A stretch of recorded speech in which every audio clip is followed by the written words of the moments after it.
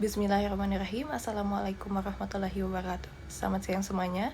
Perkenalkan, nama saya Azza Nabila. Saya merupakan moderator sekaligus anggota dari kelompok yang akan presentasi pada hari ini. Materi yang akan kami presentasikan yaitu mengenai corporate governance atau GCG dan Persing di Covenant File mengenai gugatan derivatif dan personal action pada perseroan terbatas. Sebelum memulai materi, izinkan saya memperkenalkan teman-teman saya. Baik, yang pertama adalah latar belakang. Konsep GCG menjadi penting sebagai pedoman bagi perusahaan dalam menjalankan kegiatan bisnis yang transparan, akuntabel, dan beretika. Karena tujuan PT akan dapat dicapai apabila organ perusahaan dalam mengelola perusahaannya melaksanakan prinsip-prinsip tata kelola perusahaan yang baik. Dalam hal ini, kita berpendapat GCG diharapkan mampu menciptakan manajemen yang sehat dan mencegah terjadinya penyalahgunaan kekuasaan di dalam perusahaan.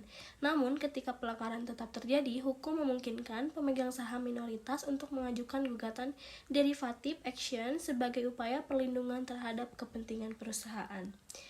Namun, timbul masalah dikarenakan penerapan derivative action di Indonesia sebagai mekanisme perlindungan hukum terhadap pemegang saham minoritas belum memadai. Konsep piercing the corporate veil juga menjadi elemen kunci dalam konteks hukum perusahaan, di mana pengadilan dapat menembus batas tanggung jawab terbatas dari pemegang saham atau pengurus jika terbukti adanya penyalahgunaan atau tindakan curang.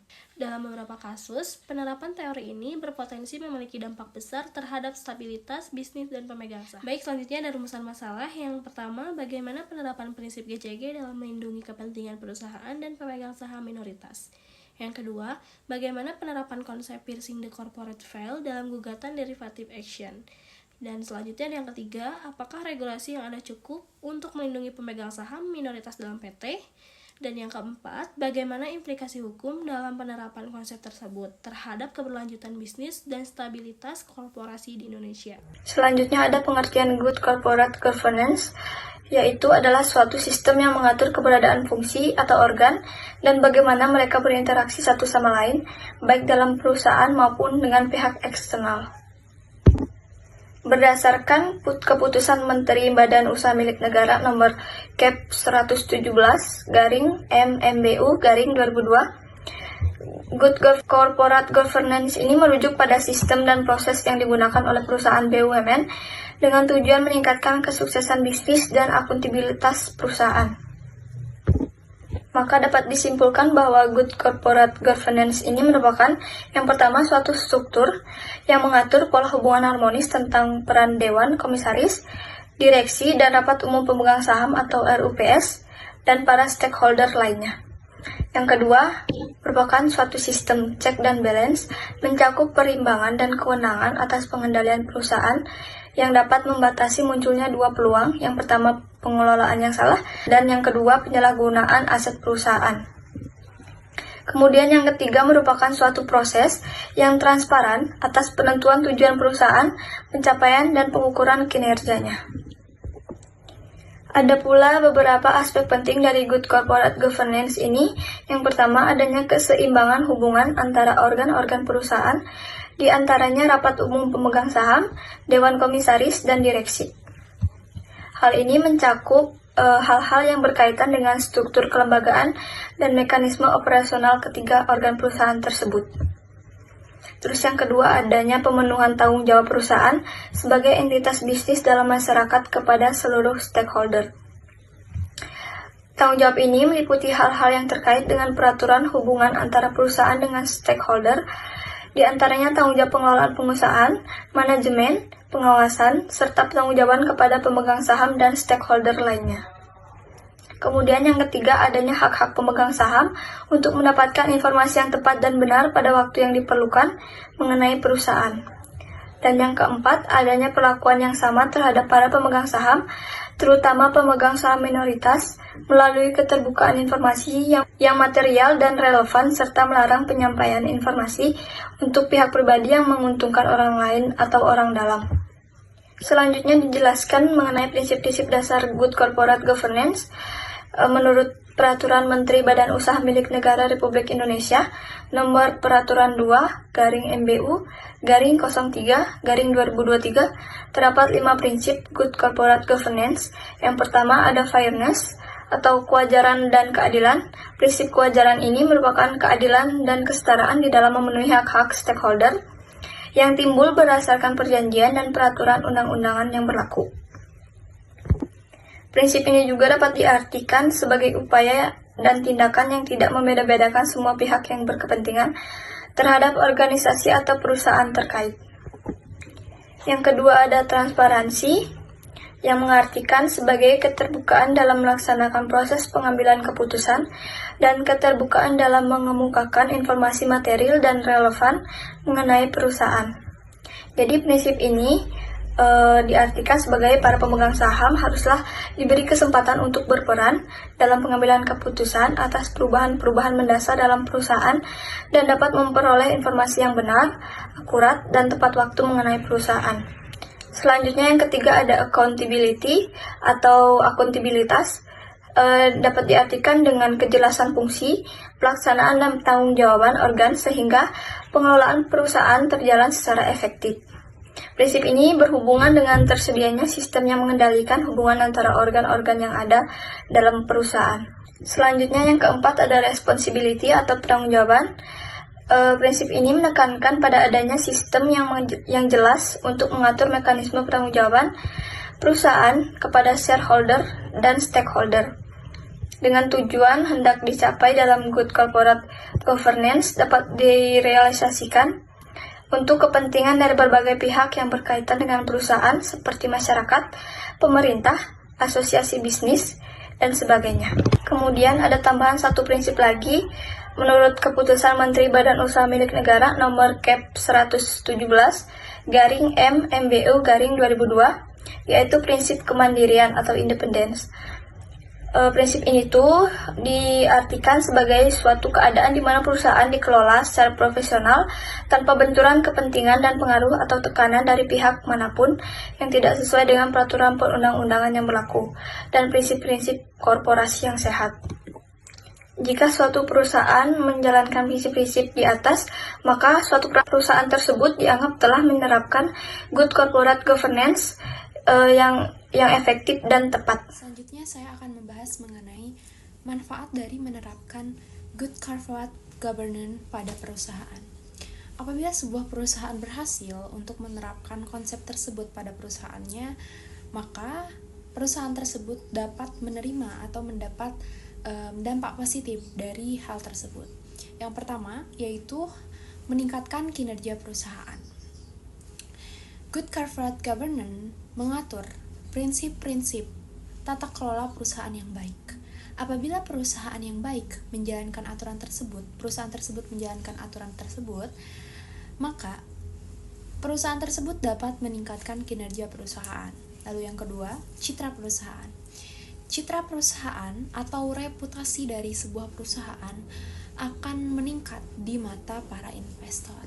Lalu yang ketiga, menarik investor. Dalam hal ini, para investor akan tertarik dalam menanamkan modal pada perusahaan yang apabila dia menerapkan prinsip good corporate governance dengan baik. Lalu selanjutnya ada manfaat yang selanjutnya yaitu kesejahteraan karyawan. Dipastikan apabila sebuah perusahaan menjalankan perusahaannya dengan baik, tata kelolanya dengan baik, maka dia pasti dapat mensejahterakan karyawannya. Lalu, di sini terlihat mengenai mencegah fraud dan pelanggaran hukum. Apa itu mencegah fraud? Fraud adalah tindakan penipuan atau kecurangan yang dilakukan untuk mendapatkan keuntungan secara ilegal. Nah, fraud ini adalah suatu hal yang negatif yang dilakukan oleh organ dalam sebuah perusahaan. Ini dapat dikurangi. Jadi dengan penerapan good corporate governance dengan baik, maka tindakan fraud akan bisa dicegah gitu. Nah, lalu pelanggaran hukum. Good corporate governance juga dapat mengurangi risiko pelanggaran hukum yang dilakukan oleh organ-organ di dalamnya. Selanjutnya, saya akan menjelaskan mengenai contoh-contoh dari tindakan fraud itu sendiri. Selanjutnya, saya akan menjelaskan mengenai piercing the corporate veil, atau berarti mengoyak tirai perusahaan. Kita tahu bahwa terdapat tanggung jawab terbatas pada sebuah perusahaan yang menyebutkan setiap perbuatan yang dilakukan oleh badan hukum, maka yang bertanggung jawab adalah badan hukum itu sendiri. Akan tetapi, dalam konteks piercing the corporate veil ini, pengadilan mengabaikan status perusahaan tersebut atau membebankan tanggung jawab melebihi dari yang seharusnya, atau tanggung jawab dapat dibebankan kepada organ perusahaan yang tadinya organ perusahaan tidak bertanggung jawab secara langsung, tapi dalam hal ini dapat menembus prinsip tanggung jawab terbatas tersebut. Nah, biasanya perusahaan sebagai badan hukum memiliki tanggung jawab terbatas yang melindungi pemegang saham dari resiko finansial. Namun, jika ada tindakan tidak adil atau penipuan, maka dari itu pengadilan dapat memutus untuk mengoyak untuk membatalkan pertanggungjawaban terbatas tersebut. Doktrin ini biasanya diterapkan ketika ada tuntutan hukum atau kerugian dari pihak ketiga. Misalnya, jika pemegang saham mentransfer aset perusahaan untuk kepentingan pribadi, atau jika ada kebingungan antara keuangan perusahaan dan keuangan pribadi pemegang saham, hal ini dapat mengakibatkan kerugian bagi pihak ketiga. Dalam situasi seperti ini, tidak adil jika hanya perusahaan yang dimintai pertanggungjawaban. Oleh karena itu, pengadilan dapat mengambil langkah untuk memindahkan tanggung jawab kepada individu yang terlibat dalam pengelolaan perusahaan. Nah, individu yang terlibat ini bisa saja itu sebagai direksi, komisaris, ataupun pemegang saham. Jadi tanggung jawab ini dapat dibebankan apabila organ-organ dalam perusahaan melakukan penyelewengan atau kesewenang-wenangan dalam perusahaan. Baik, selanjutnya saya akan menjelaskan mengenai derivative action dan personal action. Apa itu derivative action? Derivative action merupakan mekanisme hukum yang memungkinkan si pemegang saham itu menggugat pihak ketiga atas nama perusahaan pastinya, ketika perusahaan tersendiri itu tidak mengambil tindakan terhadap pelanggaran yang dirugikan. Nah, maksud pelanggarannya itu diakibatkan dari kegagalan dalam menerapkan good corporate governance atau GCG. Sedangkan untuk personal action atau disebut dengan personal right atau hak perseorangan berdasarkan UU PT tahun 2007. Hal ini mengatur hak-hak pemegang saham minoritas yang berupa hak untuk mendapatkan perlakuan yang sama. Hak di sini itu disebutkan hak untuk menggugat entah itu perseroan, direksi dan atau komisaris apabila mereka ini, direksi dan komisaris lainnya telah melakukan kesalahan atau kelainan yang merugikan dari si pemegang saham ini. Jadi pertanyaannya, apakah dari pemegang saham tersebut dapat bertanggung jawab? Jadi kesimpulannya, apabila telah terjadi penyimpangan yang dilakukan oleh organ perusahaan, maka pertanggungjawaban dari sebuah PT yang tadinya pertanggungjawabannya itu terbatas, bisa menjadi tidak terbatas, juga bisa sampai kepada harta kekayaan, juga tanggungan jawab pribadi bagi si orang yang telah melakukan penyimpangan tersebut. Selanjutnya ada dasar hukum derivative action yang diatur dalam Undang-Undang Nomor 40 Tahun 2007 yang berbunyi perseroan terbatas yang selanjutnya disebut perseroan adalah badan hukum yang merupakan persekutuan modal yang didirikan berdasarkan perjanjian, melakukan kegiatan usaha dengan modal dasar yang keseluruhannya terbagi dalam saham dan memenuhi persyaratan yang ditetapkan dalam undang-undang ini serta peraturan pelaksanaannya. Undang-undang ini juga mengatur gugatan derivatif terhadap direksi atau komisaris, yaitu pada pasal 97 ayat 6, lalu juga dalam pasal 114 ayat 6 UU PT. Selanjutnya ada kasus nyata yang menggambarkan penyalahgunaan kekuasaan dalam PT, yaitu kasus pelanggaran yang dilakukan oleh PT Sumalindo Lestari Jaya. Pada awalnya, Pemegang saham dibiarkan berlarut-larut dalam kecurigaan akan aktivitas-aktivitas PT Sumalindo Lestari Jaya tersebut, sehingga menjadikan pemegang saham publiknya, yaitu Dede Hartawan dan Imani United, kemudian bersama-sama mengajukan permohonan pemeriksaan. Para pemegang saham, terutama pemegang saham minoritas, telah berulang kali mempertanyakan alasan logis dan jelas dibalik tindakan-tindakan direksi dan komisaris yang merugikan. Namun mereka tidak pernah mendapatkan kejelasan. Lalu gugatan diajukan pada tanggal 2 Januari 2013 dan dikeluarkan pada tanggal 28 November 2013. Dengan majelis hakim yang berpendapat bahwa gugatan tersebut dinilai tidak jelas dan kabur sehingga tidak dapat diterima. Hal ini sungguh disayangkan dan dapat dinyatakan dalam menjadi sejarah untuk pemegang saham publik minoritas yang memperjuangkan haknya yang kerap kali tertindas. Hal ini juga jika kita analisis dari segi hukumnya, maka terdapat beberapa gambaran kejanggalan yang menerangkan bahwa sesungguhnya hukum yang ada pada saat ini belum memadai dan juga tidak memberikan keadilan bagi para pemegang saham yang dirugikan. Ada syarat yang harus dipenuhi dalam mengajukan gugatan derivatif ini. Yang pertama, gugatan diajukan oleh pemegang saham sebagai penggugat yang dapat dilakukan secara sendiri atau bersama-sama. Yang kedua, jumlah saham yang dimiliki atau dikumpulkan untuk mengajukan gugatan derivatif ini minimal 10% dengan hak suara. Yang ketiga, pihak tergugat adalah anggota direksi atau anggota dewan komisaris yang dianggap lalai dan memiliki kesalahan. Yang keempat, pemegang saham memiliki kewajiban untuk membuktikan kerugian yang dialami perusahaan benar-benar kesalahan dari anggota direksi atau dewan komisaris. Yang kelima, gugatan ini berbentuk perbuatan melawan hukum yang diajukan ke pengadilan adanya gugatan.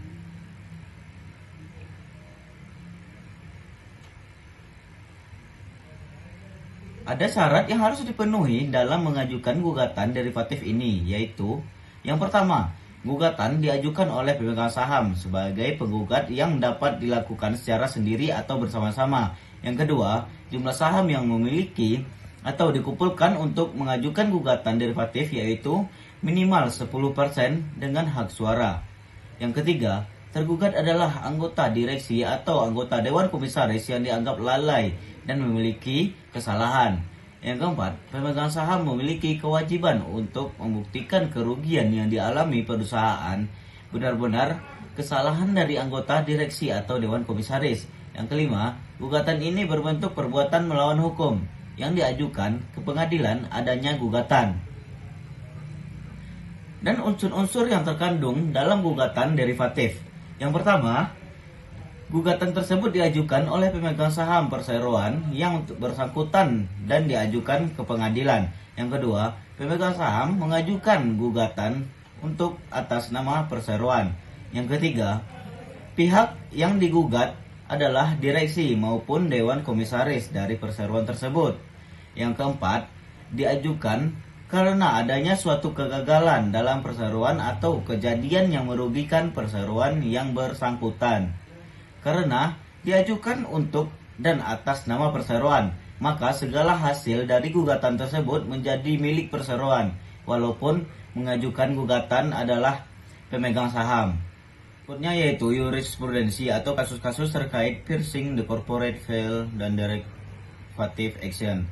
Salah satu contoh kasus yang menggunakan doktrin penyikapan tirai perusahaan atau piercing the corporate veil ini adalah kasus perjanjian antara PT Jaya Tunggal dengan Bank Perkembangan Asia. Dalam kasus ini, ternyata pengurus PT Perkembangan Asia, si pemberi kredit atau kreditur, adalah sama dengan pengurus PT Jaya Tunggal sebagai penerima kredit atau debitur. Pada saat pemberian kredit, direksi PT Bank Perkembangan Asia dijabat oleh personalia yang sama dengan PT Jaya Tunggal. Dengan demikian, kredit yang disalurkan oleh PT Bank Perkembangan Asia adalah merupakan kredit yang diberikan kepada perusahaan yang termasuk dalam grup PT Bank Perkembangan Asia itu sendiri. Dalam pemberian kredit tersebut, terdapat penyalahgunaan kekuasaan dari pihak pengurus PT Bank Perkembangan Asia dan PT Jaya Tunggal, di mana kreditur dan debiturnya adalah sama, sehingga mengakibatkan timbulnya kerugian bagi pihak lain atau pihak ketiga.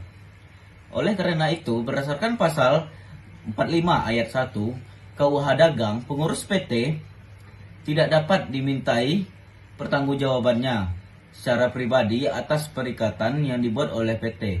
Maka, berdasarkan doktrin penyingkapan tirai perusahaan atau piercing the corporate veil, pertanggungjawaban terbatas atau limited liability dari suatu perseroan terbatas dapat dibebankan kepada para pengurusnya. Baik, kita masuk ke kesimpulan. Jadi, GCG adalah serangkaian aturan yang mengatur bagaimana pihak-pihak internal dan eksternal perusahaan berinteraksi satu sama lain dalam manajemen dan pengawasan perusahaan. Baik, manajemen perusahaan berdasarkan 5 prinsip, yaitu yang ke-1, transparansi, yang kedua, akuntabilitas, pertanggungjawaban, kemandirian, dan kewajaran.